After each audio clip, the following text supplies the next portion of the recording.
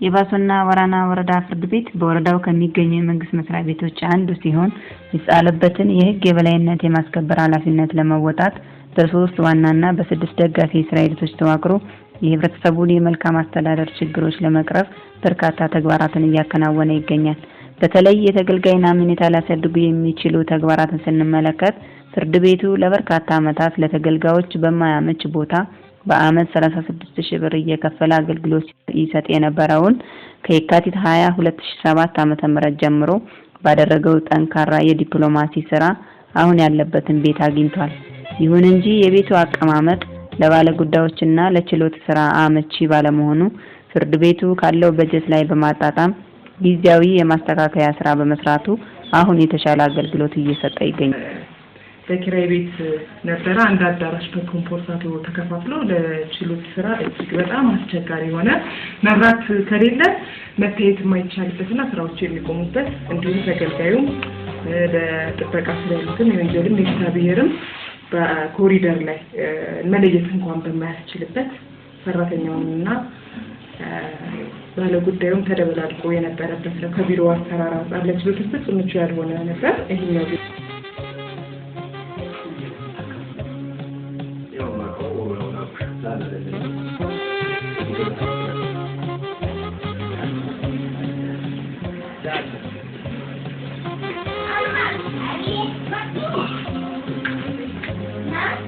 ይህም ሲባል ለተገልጋዮች በተዘጋጀላቸው ማረፊያ ቤት አርፈው እዚያ ሳሉ የሚፈልጉትን አቤቱታ በተዘጋጀላቸው ፎርም መሰረት ሞልተው እንዲያቀርቡ ተደርገው ያለምንም መንገላታት ወደ ተመደቡበት ችሎት እንዲሄዱ ይደረጋል።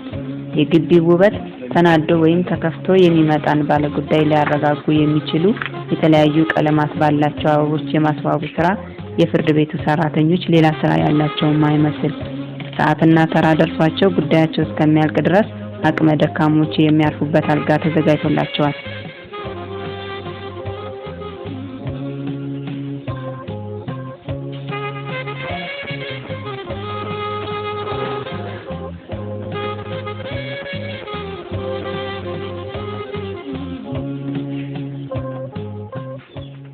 ጡት ለሚያጠቡ እናቶች ልጄን ሰው አየብኝ ያላየብኝ በማለት እንዳይጨነቁ ደግሞ የሚያዙትን የሚያጎርሱበት የሚያጠቡ የጡት ማጥቢያ ቤት ተዘጋጅቶላቸዋል።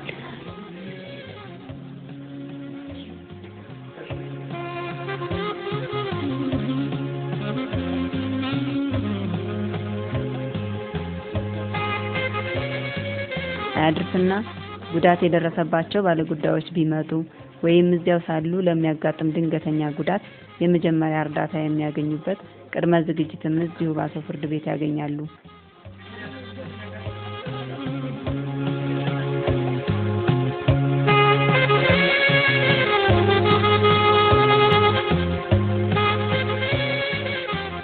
ባለጉዳዮች መዝገብ አስከፍተው ለተለያዩ ወጪ ከመደረጋቸው በፊት ጉዳያቸው በእርቅ ለመጨረስ የሚመክሩበት የእርቅ ማዕድ ተዘጋጅቶላቸዋል።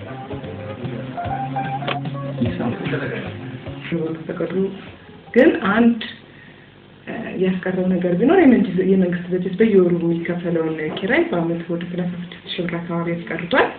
ያ ለሌሎች ግብአቶች የሚውል ነው የሚሆነው። ከዛም ባሻገር እዚህ በአንጻራዊነት ለችሎት ስራ በተሻለ ሁኔታ አሁንም እጅግ በጣም ጥሩ ነው ሊባል የሚችል ባይሆንም ከነበረው ግን ጥሩ ነገር ላይ ሆነን አገልግሎት መስጠት ችለናል። ለህዝብ ግልጽ በሆነ መንገድ መከናወን አለበት። በሌላ በኩል ደግሞ ግልጽ ችሎት ህገ መንግስታዊ መብት ነው። ያንን ለመስራት አላስቻለንም ነበር። አሁን ግን ቢያንስ ይሄን ቢሮ መውሰድ ይቻላል። ጠባባቦች ነበሩ እነዚህ ቢሆን ለችሎት ታስበው ያልተሰሩ ነገር ግን ለችሎቱ ስራ ምቹ እንዲሆን በማድረግ ሁለቱን ቢሮ በመቀየስ አሁን እንደሚታየው ተገልጋዩ ማረፊያም ተዘጋጅቶለት ችሎቱን እየተከታተለ መብቱን ተጠብቆለት በግልጽ ችሎት ማስቻል ችለናል ማለት ነው። ወደፊት ደግሞ የተሻሉ በጀቶች ሲመደቡ ደረጃውን የጠበቀ ቢሮ ተገንብቶ የተሻለ አገልግሎት ለመስጠት እንችላለን ብለን ተስፋ እናደርጋለን። አሁን ባለው ሁኔታ ግን እጅግ መልካም የሚባል አገልግሎት ለመስጠት ችለናል። በአጠቃላይ ፍርድ ቤቱ ባለጉዳዮችን ከእንግልትና ከወጪ ለማዳን ባደረጋቸው ጥረቶች ከባለጉዳዮች ይወጣ የነበረውን 299,000 ብር ማዳን የቻለ መሆኑን በአመታዊ ሪፖርቱ ተጠቅሷል። በመዝገብ አወሳሰኑም ቢሆን በስድስት ችሎት ተከፋፍሎ አፋጣኝ ውሳኔ ለመስጠት ባለው ቅድመ ዝግጅት መሰረት በአመቱ ከቀረቡለት 2068 የፍትሐ ብሔርና የወንጀል መዝገቦች 2034ቱን ውሳኔ በመስጠት አፈጻጸሙ ከ98 በመቶ በላይ መሆኑን የፍርድ ቤቱ ሰብሳቢ ዳኛ ወይዘሮ ዋጋዬ ታደሰ ያስረዳሉ። እንግዲህ ፍርድ ቤታችን በርካታ አገልግሎቶችን ሰጥቷል። በዚህ 2008 ዓመተ ምህረት ከዛ የተወሰኑትን ለመግለጽ ያክል ተገቢዎችን ከወጪ ከማዳን አንጻር የተለያዩ የፍርድ ቤቱ ነጻነትና ገለልተኛነት ጥያቄዎች የማያስገቡትን አቤቱታዎች በእኛው ሰራተኞች እንዲሞሉ ተደርጎ በነጻ አዘጋጅተን አገልግሎት ላይ ውለዋል። ሌላው ደግሞ ለፍርድ ቤታችን ያብዳኝና ጠይቀው የመጡትን ራቅ የተከራካሪ ወገኖች ጉዳያቸውን በእርቅ እንዲጨርሱ በማስቻል ለፍርድ ቤቱ በማደራደር በመረጡት ሽማግሌዎች አማካኝነትም ጉዳያቸውን እንዲጨርሱ ከጊዜያቸውንና ወጪያቸውንም ከመቆጠባቸውን ባሻገር ያላቸውን ማህበራዊ ግንኙነት፣ ወንድማማችነት፣ ቤተሰባዊነት አጠናክረው ለመቀጠል እንዲችላቸው በእርቅ እንዲያልቁ ተደርጓል። ይህም በመደበኛው ክርክር ቢጨርሱ ኖሮ የሚያወጡትን ወጪ ያስቀንሷል። ሌላው በተዘዋዋሪ ችሎት ከተደራሽነት አንጻር በየቀበሌው ባቋቋምናቸው የቀበሌ ማዕከላት አማካኝነት ተዘዋዋሪ ችሎቶችን ሰርተናል። እነዚህ በነጻ ቁሳቁስ በመጠቀሙ ጉዳዮች በእርቅ በማለቃቸው በተዘዋዋሪ ችሎት በመሰራቱ በአጠቃላይ 299 ሺህ ብር ተገልጋዮች ያወጡ የነበረውን ወጪ ፍርድ ቤቱ ለማዳን ተችሏል። ሌላው የመዝገቡ ማስተጣጣማችንን በተመለከተ በፍርድ ቤት ያለ ነው። ያው ከኔ 6 ዳኞች ነን። ልዩ ችሎቶችን ተቋቁመዋል። በዚህም የአጠቃላይ በፍትሐ ብሔር በወንጀል የቀረበ መዝገብ 2068 ሲሆን ከዚህ ከቀረበው መዝገብ ውስጥ 2034ቱ በዚህ ዓመት ውሳኔ እንዲያገኙ ተደርጎ እቅድ አፈጻጸማችንም 98.44% ላይ ነውና ጥሩ አፈጻጸም እንደነበረ መግለጽ ይቻላል። ሌላው የፍርድ ቤቱን ማደረጃጀት በማሻሻል አደረጃጀቶችን ፈትሸን በአንድ ለአምስትን በልማት ቡድንን በማደራጀት የፍትህ ሰራዊትን በመገንባት የህዝብ አገልጋይነት ስሜት በመፍጠር ፈጣንና ቀልጣፋ አገልግሎት ለመስጠት ጥረት ተደርጓል። ተገልጋዮችን የምናገለግለው አርሶ አደሩ ነው። እኛ የመቀመጫ ደብረ ብርሃን ከተማ ቢሆንም ዙሪያ ያሉትን ቀበሌዎች በመሆኑ ብዙ እውቅናው የላቸውም። ፍትሐ ብሔር ስራ ሂደት፣ ወንጀል ስራ ሂደት፣ ግዢ፣ ፋይናንስ ቢባል ያን ስለሚቸገሩ በአንድ መስኮት አገልግሎት ባንኪንግ ሲስተም በመጠቀም በአንድ መረጃ ማዕከል ውስጥ ፋይላቸው እዛው ተመርቶ ቅጻቅጽም የሚሞላላቸው በዛው ተሞልቶ የዕለት ገንዘብ ሰብሳቢም እዛው በማደራጀት ሬጅስትራሩንም እዛው እንዲመሩና ፋይልም እዛው ተከፍቶላቸው ችሎት ብቻ ሲቀሩ ወደ ችሎት የሚቀርቡበትን ሁኔታ አመቻችተናል። በሆነ ጉዳይ ማረፊያም ተቀምጠው በቴሌቪዥን ጋዜጦች፣ መጽሔቶች፣ በራሪ ጽሁፎች በዛ ትምህርት እየተዝናኑ ተራቸውን እየጠበቁ እንዲስተናገዱ አስችለናል። ግቢውንም የግቢ ውበቱንም በመጠበቅ ምቹ የስራ ቦታ በመስጠት ፍርድ ቤት የሚያስፈራ ሳይሆን ያው ዘና ብሎ ጉዳያቸውን በአግባቡ ፈጽመው ዳኝነታቸውን አግኝተው ያው የሚገለገሉበት ተቋም የሚፈራ ሳይሆን የሚከበር በንዛቤ መመሰር አለበት። ስሙንም አታውቀው? ታውቁሽኩላ። እሺ፣ ከዛ ነዛዙ መሬት አስተዳደር ምን ማለት ያው ሰጥቻለሁ አለ። አንተ የምን አባል ነኝ ነው ያልከው?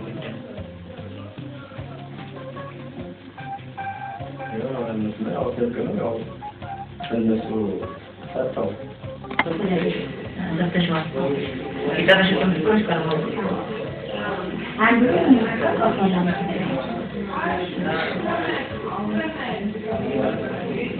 አደረጃጀቶችን ወደ ስራ ማስገባት በመቻሉ የወረዳው ሲቪል ሰርቪስ ጽሕፈት ቤት የሰው ሀብት ልማት ያዘጋጀውን የዋንጫ ሽልማት በአሸናፊነት ወስዷል። በከፍተኛ ፍርድ ቤት ደረጃ ከ31 ወረዳ ፍርድ ቤቶች በወረዳዎች በወጣ ማወዳደሪያ መስፈርት መሰረት የባሶና ዋና ወረዳ ፍርድ ቤት በአፈጻጸሙ በልማት ሰራዊት አደረጃጀቱ በመዝገቡ አፈጻጸሞቹ አጠቃላይ በተሰራቸው ተግባሮች ያው አንደኛ በመውጣት የዋንጫና የሰርቲፊኬት ተሸላሚ ሆኗል። ይህንን ማጠናከር ያው የሚያስፈጽመው ነው የሚሆነው። በፍርድ ቤቱ ሲገለገሉ ያገኘናቸው ባለጉዳዮች በፍርድ ቤቱ ስላገኙት አገልግሎት አስተያየት እንዲሰጡና ጠይቀናቸው እንዲህ ሲሉ ነግረውናል።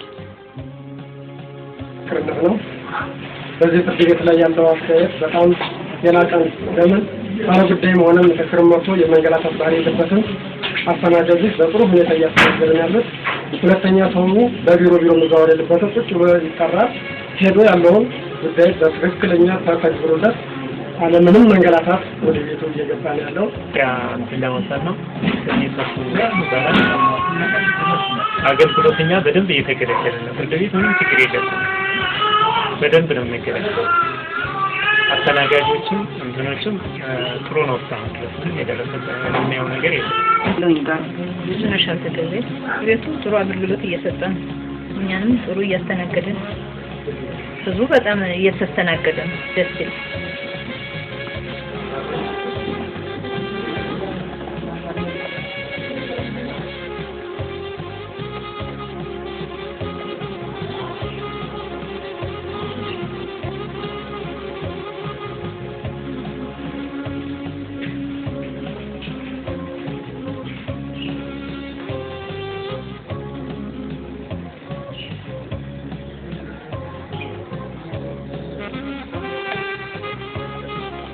እሺ ባለ ጉዳይ ማረፊያ እና የእናቶች ማረፊያ የህፃናቶች ማያስከተከማ ማረፊያ ይሄ ምታየው የህዝብ ግንኙነት ማዘጋጀት የዕለት ተሰሪ ሬጅስትራር እና የዳታቤዝ ሰራተኞች እንዲሁም ፋይል መክፈቻ እዚህ አንድ ውስጥ ነው። ይሄ የሚሰራው በሰራተኛው እና ባለው አነስተኛ ቤት ፍርድ ቤት ነው። ያው አስተባባሪነት ከቀበሌ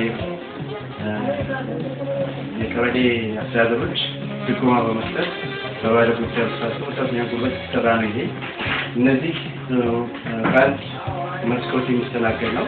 ባለ ጉዳዩ በላይ ይገባል እጁ ያጣል ሁሉ ነገር ፋይል ከፈታል ማለት ነው። ይሞላልታል ገንዘቡ እዚህ ይከፍላል። ከዛ በኋላ ወደ ተደረደረ ችሎት በየችሎት አስከባሪዎች እየተመራ በየችሎት እየተስተናገደ ማለት ነው። ለዚህም ደግሞ መርጃ ዲስኩን ከባለ ጉዳዩ ብዛት አንፃር ሁሉም ሰራተኛ ተመድቦ በተራ ለዚህ የመርጃ ዲስኩንና የባለ ጉዳዩን የማስተናበር ስራ የፍትህ ሰራተኞች በሙሉ እየሰሩ የሚገኙበት ሌሎች ተሞክሮ የተወሰደበት አሰራር ነው። ያው እንግዲህ ባለና ግን ደረጃ ስራ የግቢ ውበት በዚህ አግባብ ነው። ይህ ስራ ተሳትፎ ያው የበጀት ጉዳይ ነው። የክልሉ ጠቅላይ ሚኒስትር ቤት ወደፊቱ ይህንን የበጀት ተከፋለ የሚል ፍርድ ቤቱ በቀጣይ ጊዜያትም ይህንን አጠናክሮ ይቀጥል፣ ሌሎች ከዚህ ተሞክሮ ይወስዱ እያልን ዝግጅታችንን በዚህ ያበቃል።